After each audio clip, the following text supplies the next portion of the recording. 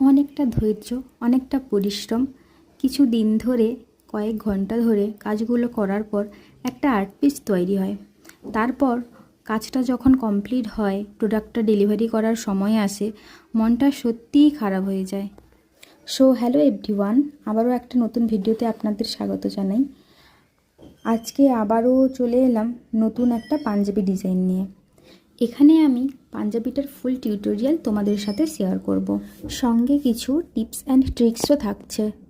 আমি কাজ শুরু করার আগে হোয়াইট কালারের পেন্সিলের সাহায্যে বেস লাইনগুলো মার্ক করে নিয়েছি, কেননা লাইনগুলো টেনে নিলে কাজটা করতে অনেকটা সুবিধা হয়। আর পুরো পাঞ্জাবিটাই আমি ফেভিক্রিলের অ্যাক্রিলিক কালার ইউজ করেছি। আমি সবসময় পাঞ্জাবিতে যখন ডিজাইন করি, ডিজাইনের কালারগুলো যেন স্থায়ী থাকে, তার জন্য আমি এখানে কালার মিডিয়াম ব্যবহার করি। আচ্ছা, আগেই বলি, এই ডিজাইনটা সম্পূর্ণ নিজের পছন্দের, কিছুটা ইন্সপায়ার হয়ে আর কিছুটা নিচে ভেবে করেছি। আমি পাঞ্জাবিটার ফ্রন্টে বড় একটা ময়ূর ডিজাইন দিয়েছি। ডিজাইনটা কেমন লাগলো জানিও কিন্তু।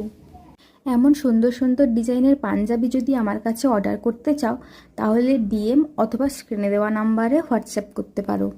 তোমাদের সঙ্গে গল্প করতে করতে কাজটা অলমোস্ট কমপ্লিট। ফাইনাল লুকটা দেখে জানিও কেমন লাগলো। টাটা।